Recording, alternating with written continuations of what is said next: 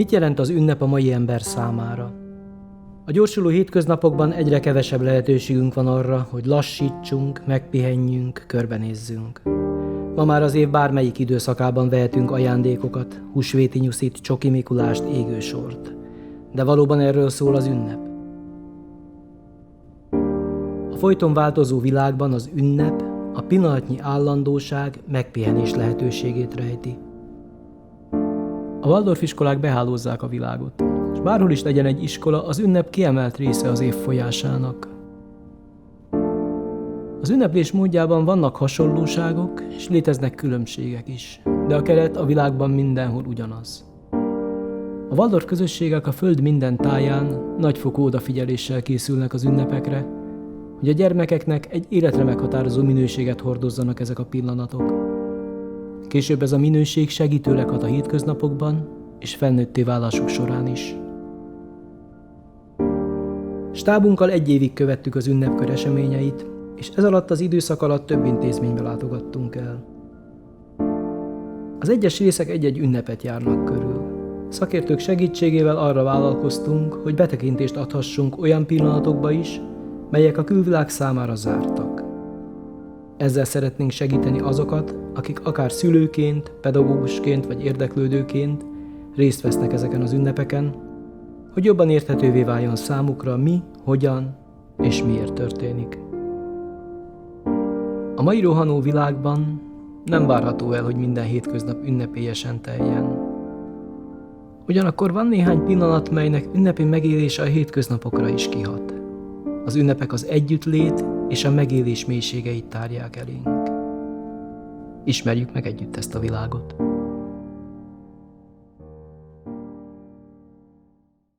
A pünkösdi rózsa nyárba virágozik, az én édesem is akkor házasodik, akkor házasodik.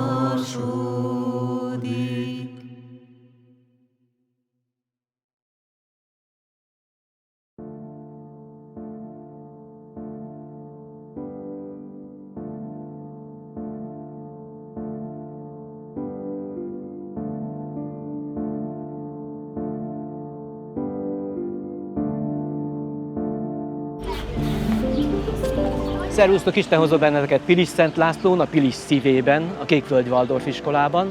Mandák Csaba vagyok, szülő itt a Kékvölgyben, 3., 5. és 7. osztályban járnak a lányaim. És a mai napon a Kékvölgy pünkösd ünnepén szeretnénk benneteket végigkalauzolni. Most lent vagyunk az iskola épületnél, innét indulunk mindannyian, az egész iskola, a gyerekek, a tanárokkal közösen, és egy csodálatos sétán fogunk részt venni, de hogy pontosan mi is fog történni ezen az ünnepen, azt majd közben meglátjátok. A gyerekek általában készek az ünneplésre, főleg a kicsik egy áhítatban élnek. Nagyon hamar meg lehet velük éreztetni, körbe lehet őket olyan eseményekkel, dolgokkal venni, amiben ezt az áhítatot élik. Azt gondolom, hogy az ünnepekhez az egyik legfontosabb megteremteni való egy iskolában is, meg bárhol, az a csend. Elő kell készíteni, aztán meg kell tartani, és aztán időt kell adni arra is, hogy lecsengjen az ünnep. Független a korosztálytól, hogy minden gyereket, meg ifjút nagyon megmozgat. Egy ünnep nem tud létrejönni a szülők nélkül. És ez is a Waldorf iskolához tartozó kötelék, hogyha 3-as egységben gondolkozunk a gyerekek, a tanárok és a szülők egységéről, akkor tud emelkedetté, átélhetővé válni az ünnep, ha a szülők ott vannak a gyerekek mögött, ott vannak a pedagógia az iskola mögött. Bejöttünk az iskola udvarra, még zajlanak az előkészületek. Ha látjátok, itt nem csak gyerekek, hanem szülők, tanárok vegyesen, sokan vagyunk, felnőttek is itt vannak sokan. Bár a pünkösd hagyományosan egy olyan ünnepünk, amiben a felnőttek, a szülők nem vesznek részt magában az ünnep lefolyásában, de hát az előkészületek nélkülünk nem mennének. Akkor 7 évvel ezelőtt mi ide érkeztünk ebbe a közösségbe. Mi sem igazán tudtuk, hogy mi vár ránk, de amit megéltünk ez alatt a 7 év alatt, és most még jó pár évig meg fogunk élni, az az, hogy valójában nem a gyerekeink járnak ide, hanem mi magunk, a családok. Ugye a Waldorf kerettanterv az a hagyományos keresztény kultúrkör, meg a magyar népi hagyományok mentén zajlik egész évben, és ez azzal jár, hogy mivel részt veszünk benne, nem csak a gyerekeink, hanem számunkra is élővé lettek ezek az ünnepek. Hogyha egy szülő kimarad ebből, ha nem vehetne részt ebben, akkor pont azokból a csomópontokból maradnak ki, ami a hétköznapok sűrűsödési csomópontjai, amik kiemelnek minket a hétköznapokból, ami egy tágabb rátekintést ad a mindennapokra, a saját gyerekének az iskolai mindennapjaira. Azt hiszem, ideje bemennünk az épületben. Az ünnep egy közös meséléssel kezdődik, és a mesélési után indulunk majd arra a gyönyörű sétára, úgyhogy menjünk be mi is, hogy hallgassuk meg azt a mesét, amit az idén az első osztályos osztálytanító fog elmesélni mindannyiunknak.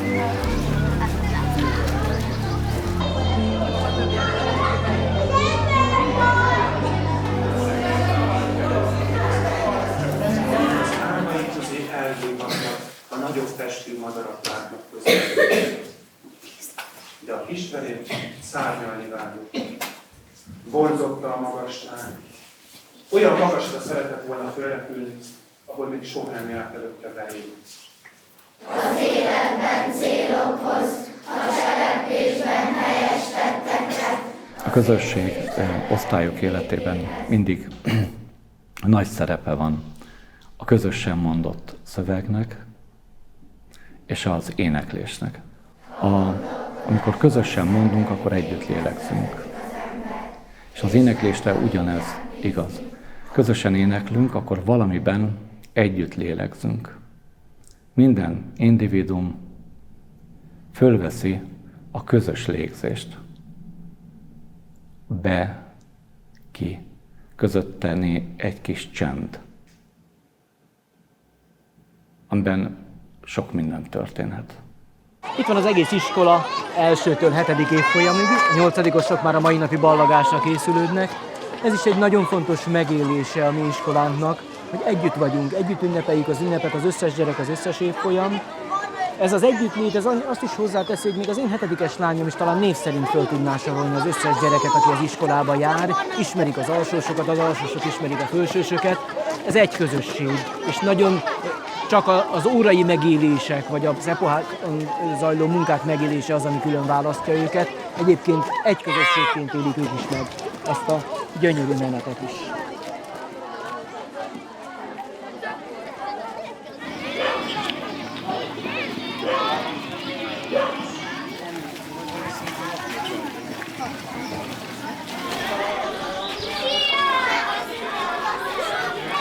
Megyünk keresztül a falun, megyünk a Körtefás rétre.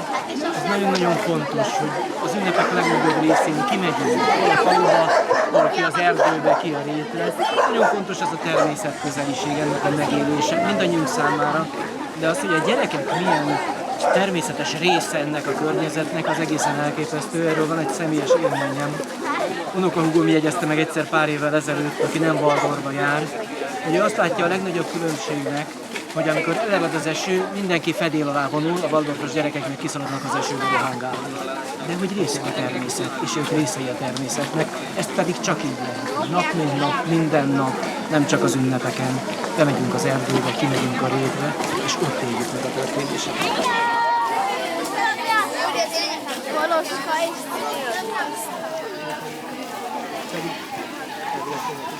Te is segítesz? Magira is jött segíteni. Amint látjátok, egy picit elakadtunk. Tegnap éjjel hatalmas eső zúdult ide le, de elég lett volna egy kicsi is, hogyha esik az eső, akkor sár van. Jó pár napig vendégmarasztaló sár. Amikor ide érkeztünk ebbe a közösségbe, egy tapasztalt szülő volt az, aki ezt elmondta nekünk, hogy bárki bármit mond, a legfontosabb, hogy mindig legyen a gyereknél gumicsizma, esőnadrág, esőkabát és egy váltásruha. Mert minden nap úgy fog hazamenni, hogy a váltásruhára is szükség van, és csuromedsár lesz, és ez igaz. De ezt inkább valami nagyobb. Vigyázz az ingedre, Dani.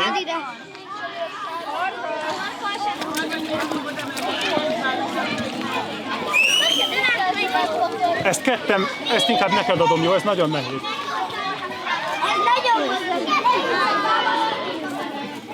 Pont ettől a természetközeliségtől ez nem zavarja a gyerekeket. Tehát ez része az életüknek. Ha elterveztünk egy programot és esik az eső, akkor a B program ugyanez esőkabátban. És ez senkit nem zavar, mindenki úgy éli meg, hogy itt jó neki. Nagyon fontos volt ez is, talán abban a mondatban is, hogy egy szülőtársunk mondta ezt el nekünk. Az egyik legfontosabb momentum szerintem abban, amikor eldöntöttük, hogy Valgróba hozzuk a gyerekeinket, az pont ez volt, hogy mi egy közösségbe jöttünk. Nem egy iskolába adtuk be a gyerekeket, ahol reggel beadjuk, és utána délután hazajön, vagy hazavisszük, hanem egy közösségbe érkeztünk, ahol nekünk az is nagyon fontos volt, hogy az általam ismert egyetlen olyan iskolai megnyilvánulás, ahol én, mint szülő, nem csak, hogy beleszólhatok abba, hogy mi történik a gyerekemmel, hiszen ezt az iskolát mi szülők tartjuk fönt egy egyesületen keresztül, hanem kíváncsiak is rám, és együtt csináljuk. Együtt ugyanazt a hatást próbáljuk elérni a gyerekekre mindannyian. És ez nekünk nagyon-nagyon fontos volt, amikor iskolát kerestünk a gyerekeinknek.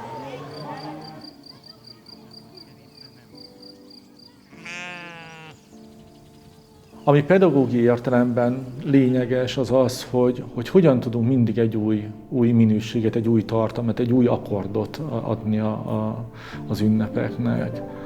Székely György azt mondja, hogy ünnep akkor van, hogyha a menny átmenetileg leszáll a földre. Ami arra int minket, hogy az ünnepek ismétlődésében meg kell találnunk azt a belső mozdulatot, amitől ezt újként tudjuk megélni. És hogyha ez a megélés ott van, akkor egy osztálytanító 8-ig örömmel végig tudja vinni az osztályt.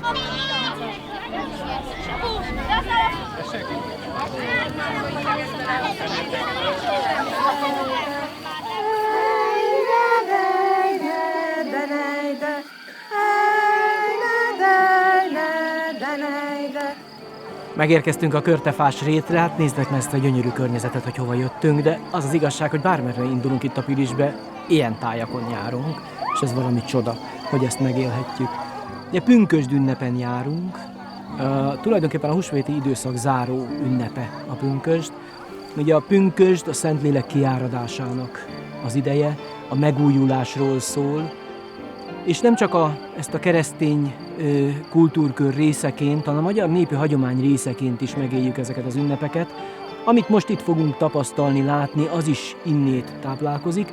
Bár ahogy így utána olvastam, készülve egy kicsit a mai napra, az látszott az olvasmányokban, hogy ez nem csak nálunk, hanem a pünkösdi király választás, vagy pünkösdi királynő választás, az szerte Európában már a középkor óta szokásban volt jó néhány területen. Mi is ennek egy változatát fogjuk itt látni most a gyerekektől. Pünkösdi királyt és pünkösdi királynőt választunk. Amint látjátok, hogy fölértünk a rétre, külön váltak a fiúk és a lányok, mindenkinek más és más a szerepe.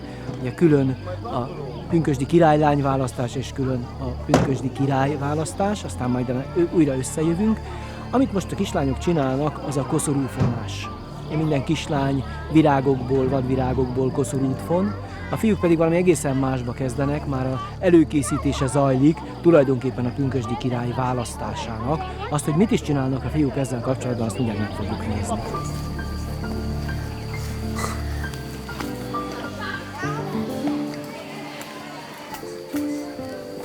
Ilyenkor újra megteremtődik egy olyan szellemi-lelki egység a külső és a belső között, ami nincsen szétválasztva, és eltűnik a kint és a bent, a fent és a lent, hanem valahogy egységbe kerül mindez.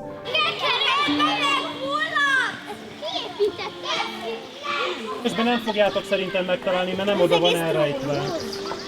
Lejöttünk a patakhoz, hogy megnézzük, hogy a fiúk hogyan készülődnek a tulajdonképpeni ünnepre. Fogjátok látni, hogy kisebb-nagyobb sziklákat, köveket, ilyen fekete köveket cipelnek keresztül itt a patak árkán föl a rétre. Ugyanis a pünkösdi király választásnak egy záró aktusa, és egy nagyon fontos aktusa, hogy a pünkösdi király elfoglalja a trónját. Ennek a trónnak a megépítése fog következni most ezekből a fekete sziklákból, fekete kövekből. Ez egy komoly munka, amit most itt a fiúknak végre kell hajtaniuk. Megkeresni a köveket, fölcipelni a meredeken, megépíteni a trónt, majd meg fogjuk nézni a trónt is. Természetesen a záró eseményeként az egész ünnepkörnek ugyanezeket a köveket ugyanezek a gyerekek vissza fogják hordani a patakba oda, ahonnét elvitték őket.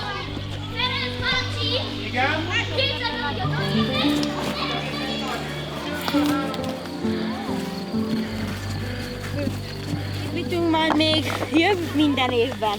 Ebben érzem a Waldorf iskolának a jelentését, jelentőségét és a súlyát, a szerepét, hogy ezeket az ünnepeket igyekszünk a gyerekekkel ünnepi időszakokra bontva átélni, átéltetni, nem intellektualizálni, és ezáltal ez az egység valahogy lelki, szellemi minőségben, gyerekeknél az érzés minőségében, az akarat minőségében átélhetővé válik. Följöttünk a patakpartról a Körtefás rétre. Látjátok, itt készül mellettünk a trón, a Pünkösdi király trónja. Már jó sok követ összegyűjtöttek a gyerekek, meg fölhúcibáltak ide a Körtefás rétre. Miközben a lányok fonják a koszorúkat, a fiúk készítik a trónt, és nem sokára minden adott lesz ahhoz, hogy megtörténjen a pünkösdi király és királynő választás.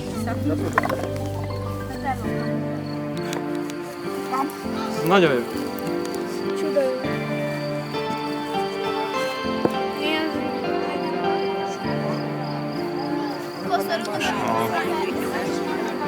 Ezek után elkezdik keresni magatot. És ha véletlenül az ebédemet. És akkor idejövőre a királynő, és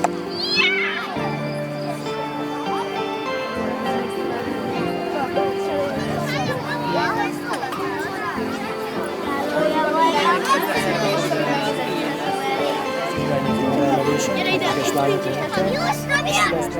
nem a tekintetben, mert előbb meg, és úgy akad.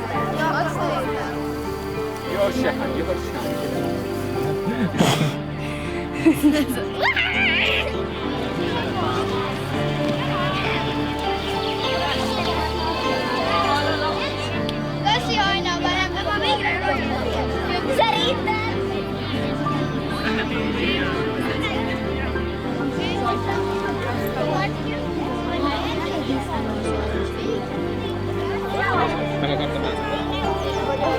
Osztarogat!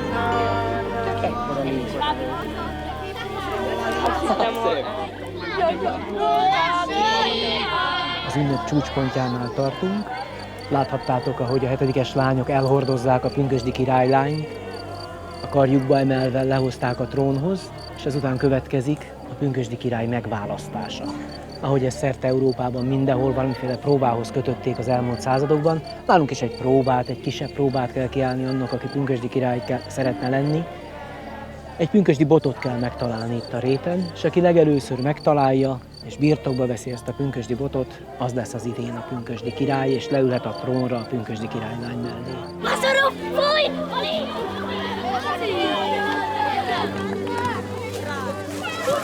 Elindultak a fiúk a pünkösdi bot megkeresésére. Aki megtalálja és visszahozza, az lesz a pünkösdi király. Talán hallottátok, hogy a tanárok mondták a szavakat, amire szükségük lesz, és az első szót a spanyol tanárunk José mondta, a bátorságot, ha jól emlékszem. Ez azért nagyon fontos, hogy José tényleg nem tud magyarul, és a gyerekektől tanulja azokat a magyar szavakat, amire neki itt feltétlenül szüksége van ahhoz, hogy elboldoguljon közöttük.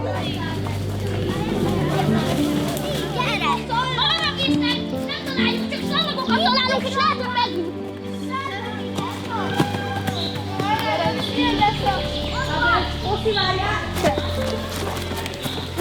Zajlik a pünkösdi bot keresése.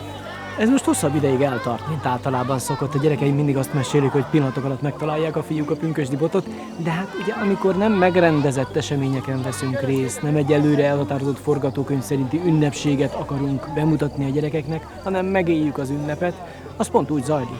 Nem mindig minden úgy történik, ahogy előre eltervezzük, hogy előre számítunk rá, de ez a megélés ez nagyon-nagyon fontos.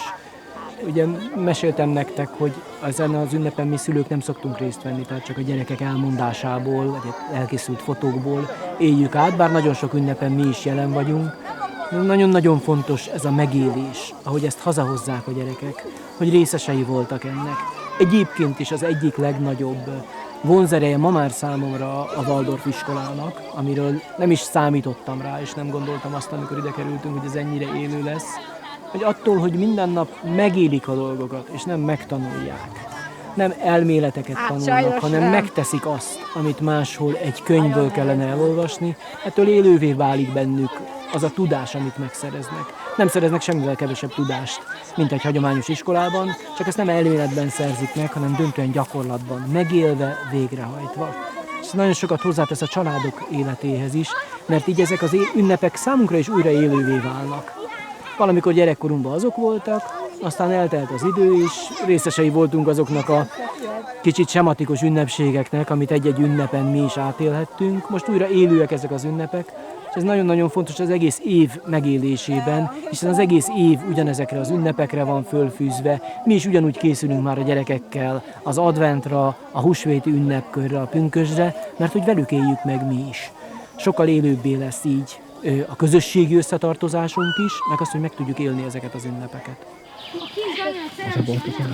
Eddig mindig 20 másodpercen belül megtaláltuk a botot. Dani, gyere, a domb mögött van! Ez is csak úgy behetetik. Gyere, Daniel! Gyere, Dani, gyere! Dani! Dani! Dani! Meg akarja találni Dani helyen!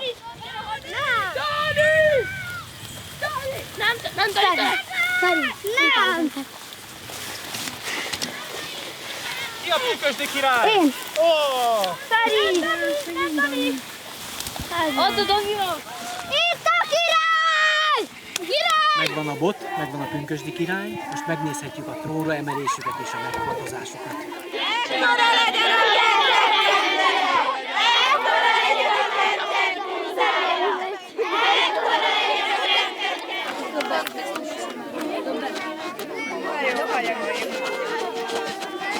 Lejön!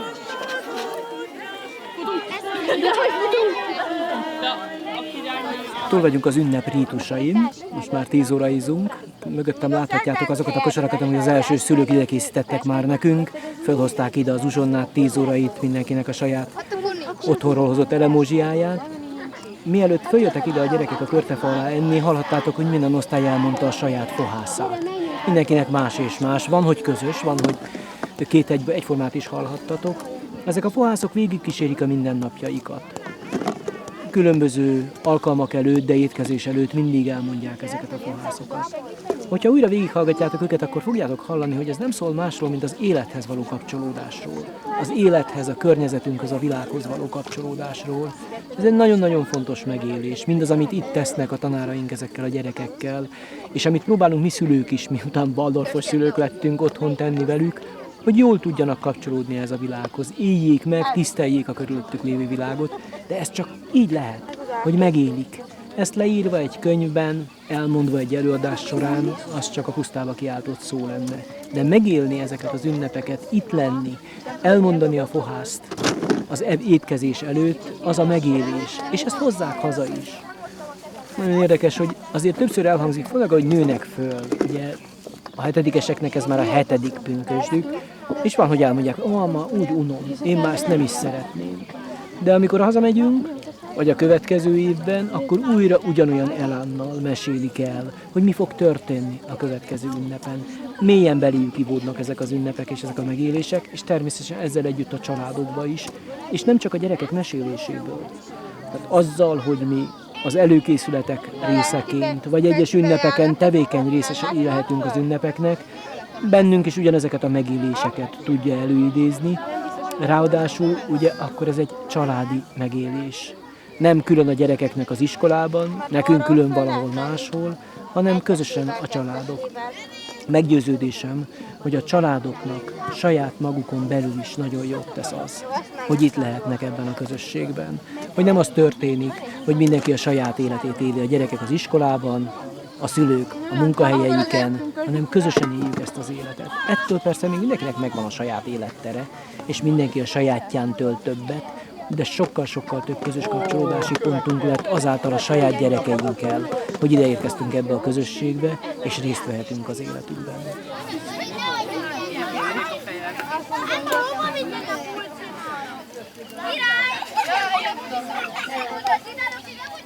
Vettek valami egy olyat? Persze.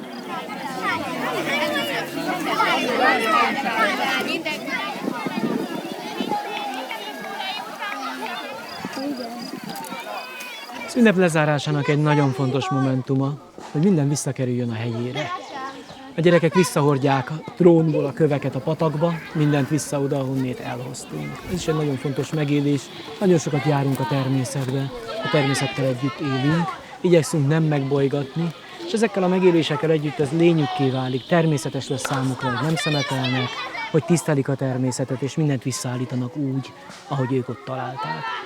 Ezzel tulajdonképpen a pünkösdi ünnepünknek a végére értünk, most már nincs más hátra, mint hogy visszatérjünk az iskolába, hiszen ott már a 8-osok készülődnek arra, hogy a ballagásukon részt vegyünk mi is.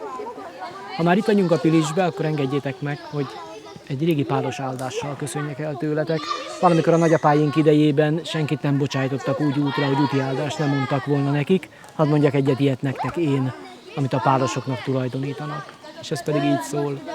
Legyen előttetek mindig út, a nap melegen süsse arcotok, az eső puhán essen földjeitekre, és amíg újra találkozunk, hordozzon benneteket tenyerén a Jóisten.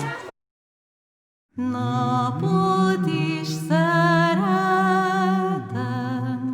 holdat is szeretem, de legesleg jobban csillagot szeretem, csillagot szeretem.